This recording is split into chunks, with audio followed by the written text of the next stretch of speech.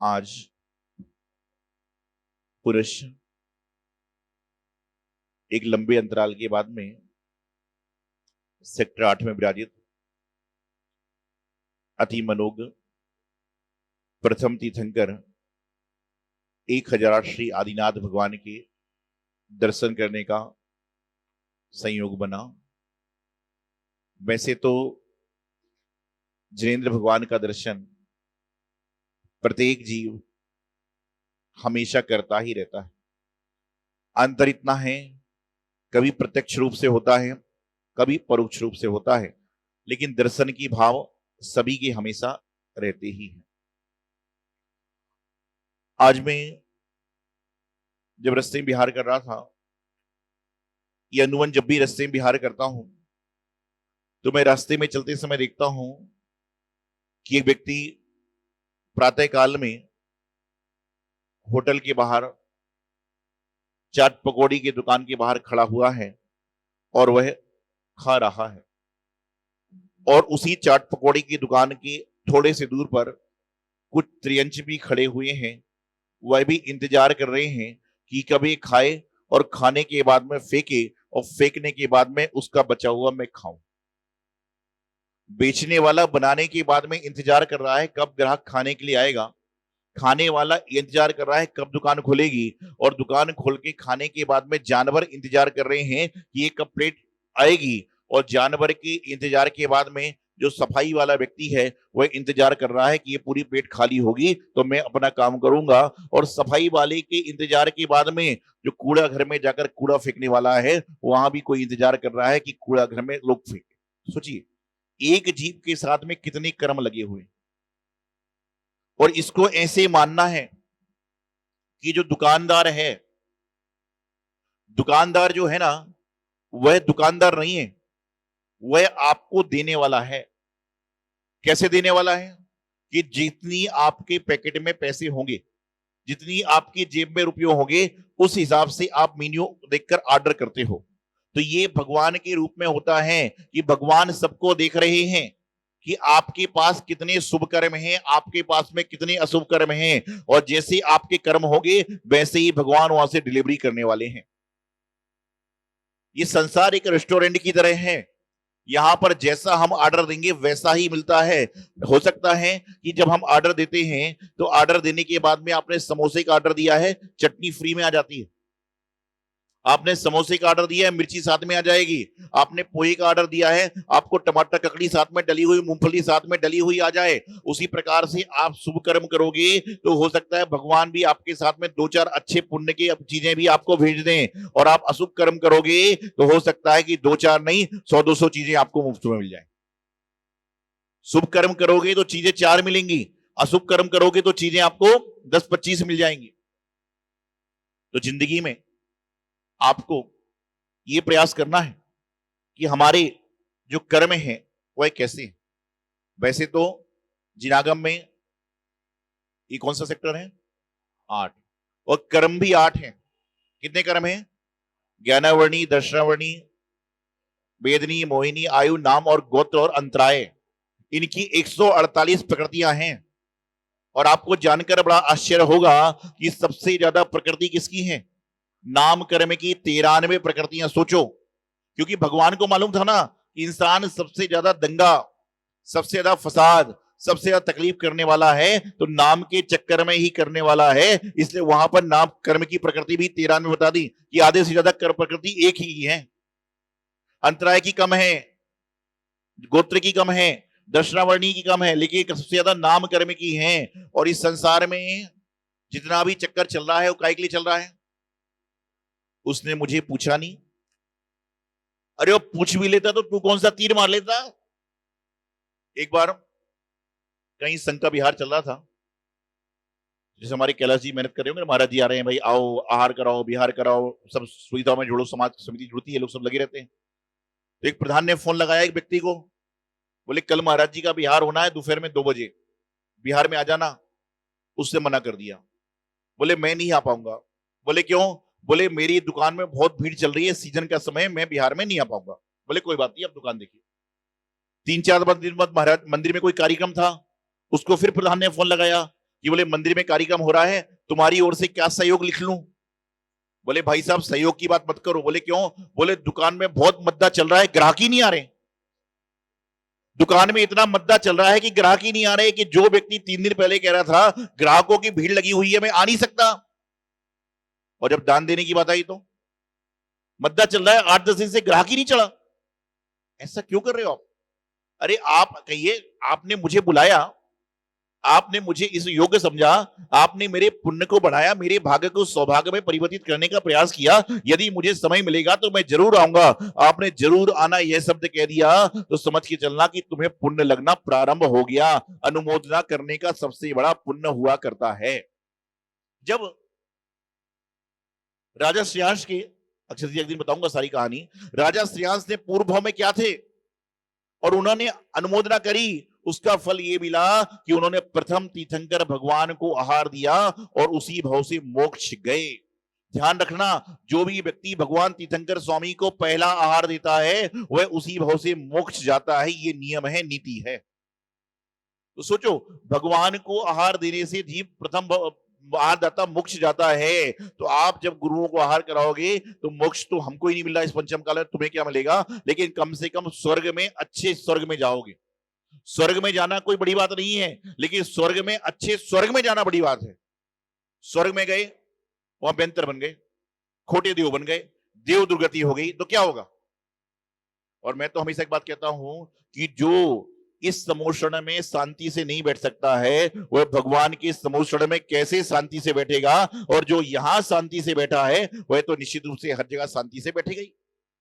तो बताना चाह रहा था कि प्रत्येक जीव के साथ कर्म लगा हुआ है। भोजन करने वाला भी कर्म लगा हुआ है, भोजन कराने वाला भी कर्म लगा हुआ है, भोजन फेंकने वाला भी कर्म लगा हुआ है, भोजन की थाली इकट्ठी करने वाले के साथ भी कर्म लगा हुआ है। लेकिन हमारा कर्म क्या है?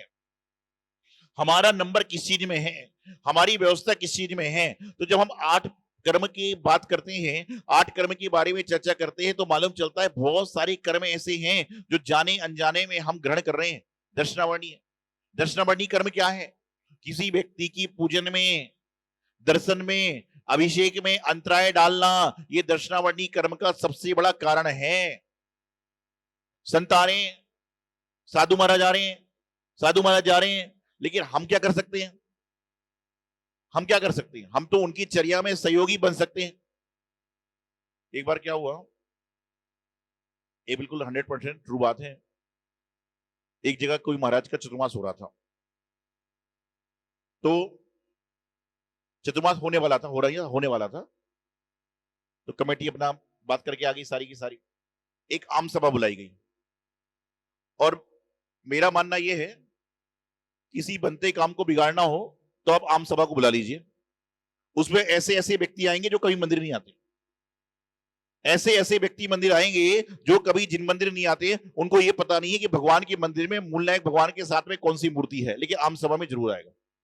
और कई तो सिर्फ ऐसे आ जाते हैं कि गुटका लगाए हुए सीधे घुस जाते हैं आम सभा में, उनको बुलाया जाता है। तो वहां पर आम सभा बुलाई गई और बोला गया भाई चतुर्मास हो रहा है तो सबकी स्वीकृति है। एक आदमी खड़ा हुआ, बोले मेरी स्वीकृति नहीं है।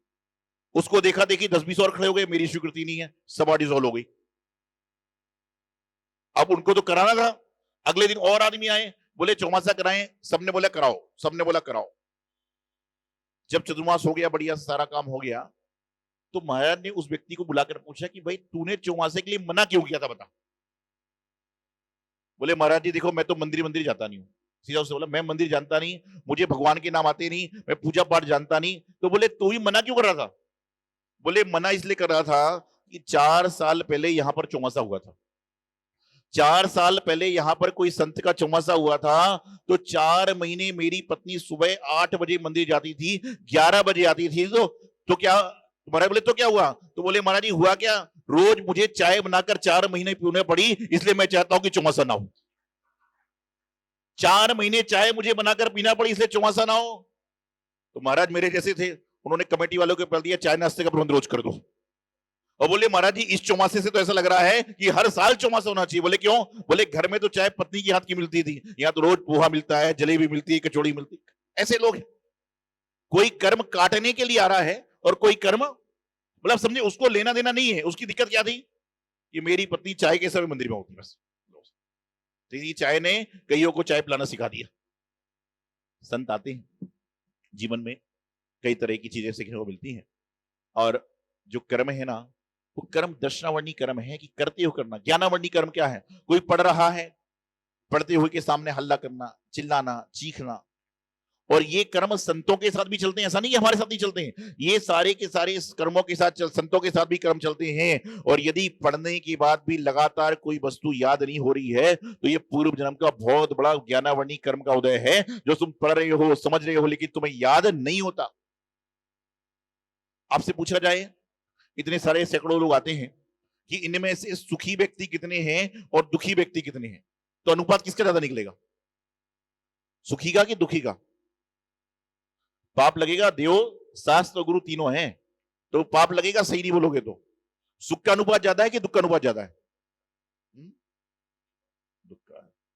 हमेशा हमें यह बोलना चाहिए कि महाराज जी, हमारे जीवन में दुख है ही नहीं, इस संसार का सबसे बड़ा सुखी व्यक्ति मैं हूं। क्यों हो? क्योंकि तुम देव शास्त्र गुरु की शरण में हो, और जो शरण में है वह दुखी हो नहीं सकता। लेकिन महाराज, ये तो आप बात बोल रहे हो, मेरा दिमाग तो घड़ी में चल रहा है, कब बंद करेंगे, कब मैं घर जाऊंगा, कब बंद करेंगे, प्रोफेसर में जाऊंगा। ऐसे ऐसे संसार में जीव होते हैं। तो बताना ये चाह रहा हूं कि हमेशा अपने आप को पुण्यशाली समझो, क्योंकि आपके हाथों में यदि जिनेंद्र भगवान के अभिषेक का कलश है, तो सबसे बड़े सुखी संसार के आदमी आप हो। आपसे बड़ा सुखी कोई है नहीं। आपके हाथ में मुनि महाराज को देने वाला ग्रास है, तो समझ के, ग्रास मतलब रोटी चावल दाल सब्जी, नहीं तो चौके में सब ग्रास लेके चालू हो जाएंगे अभी। तो ये हो जाएगा कि आपके हाथ में कटोरी है, चम्मच है, और सामने नृगंथ संत हैं, तो समझ लेना सबसे बड़े सुखी आदमी संसार के आप हो। क्योंकि जिसको सुख नहीं मिलता वो यहां नहीं होता, और कुछ यहां होकर भी यहां नहीं होते, कुछ बाहर होकर भी यहां पर हैं, और कुछ यहां होकर भी यहां नहीं है। कैसे नहीं है? एक बार कहीं बेसमेंट में प्रवचन चल रहा था। बेसमेंट में अनवन मोबाइल चलता नहीं, नेटवर्क आता नहीं। अब बहुत सारे लोग बैठ के सुन रहे थे। एक व्यक्ति मेरे सामने बैठा था, उसके जेब से फोन निकाला, हाँ हेलो, 2 मिनट में आ रहा हूं महाराज जी। इशारा किया, महाराज जी देख लीजिए। शाम को व्यक्ति आया, पूरा संघ बैठा था। मैंने कहा भाई साहब का फोन बहुत अच्छा है। बोले महाराज जी बस अभी हांगकांग से मंगाया है। बोले बहुत अच्छा फोन है। मैंने बोले हांगकांग से मंगाया। मैंने कहा इसमें सिम कौन सी है? बोले महाराज जियो, भगवान महावीर स्वामी का सिद्धांत है, जियो और जीने दो, तो जियो की सिम इस्तेमाल करता हूं। तो मैंने कहा आपके फोन में तो डबल सिम हो गया। बोले हमारा डबल सिम वाला फोन है। मैंने कहा दूसरी सिम कौन सी है? बोले वो भी जियो की रखता हूं महाराज जी। मैंने कहा वैसे फोन बहुत सुंदर है, कवर भी सुंदर है आपका, बहुत अच्छा है। तो संघ के माता जी लोग समझ गए। बोले महाराज जी फोन की तारीफ कर रहे, कारण क्या है? बोले कोई तो कारण होगा। बोले महाराज जी आप इनके फोन की तारीफ क्यों कर रहे हो? वो खुद ही बोला, माता जी पूरे मोहल्ले में इतना महंगा फोन किसी पे है ही नहीं। मैंने कहा ये बात तो बिल्कुल सही, बहुत सुंदर फोन है आपका। तो फिर माता जी बोल पड़ी, बोले कोई ना कोई तो दाल में काला नहीं है, पूरी दाल काली होती है आज के जमाने में। दाल में लाल है, क्या है? दाल में टमाटर लाल होती है, मिर्ची लाल होती है, तो दाल में काला नहीं है, दाल में लाल है, क्योंकि आजकल तो दाल भी काली होती है, तो दाल में लाल है। तो मेरे से पूछा, मैंने कहा भाई साहब आपका इतना अच्छा फोन है, वो बड़ा खुश हो रहा है, और 2-4 लोग बोल रहे हैं, बोले हमारे फोन की तो प्रशंसा कभी नहीं करी, हम रोज भैयावती करने आते हैं, रोज आहार में आते हैं, इसकी करे जा रहे हैं। मैंने कहा आपका इतना सुंदर फोन है। बोले कैसे? मैंने कहा आपका इतना सुंदर फोन है कि बिना नेटवर्क के भी चलता है। बोले मतलब? मैंने कहा बेसमेंट में सारे कोई फोन चालू बंद थे, तेरा फोन कैसे चालू हो गया? तो बेचारा शर्मिंदगी बोला, बोले महाराज जी जाना मजबूरी थी, तो बहाना बना लिया कि हाँ हेलो आ रहा हूं। क्या कर रहे हो? ऐसे क्यों करते हो? सीधा नमस्तु करो, चल पड़ो। और ये संसार में हर व्यक्ति कर रहा है, हर व्यक्ति यही कर रहा है। क्या करेगा? हाँ हाय हेलो चल रहा हूं। अरे ये तो देख कि बेसमेंट में फोन ही नहीं चलता है। झूठ ऐसा तो बोल जो कुछ कुछ तो सही लगे। तो इसलिए हमें क्या करना है? अपने जीवन कला करना है, तो अपना मोक्ष मार्ग प्रस्तुत करने का प्रयास करें। यही मंगल शुभावना गुरुवराचार्य सिद्धांत सागर जी महाराज की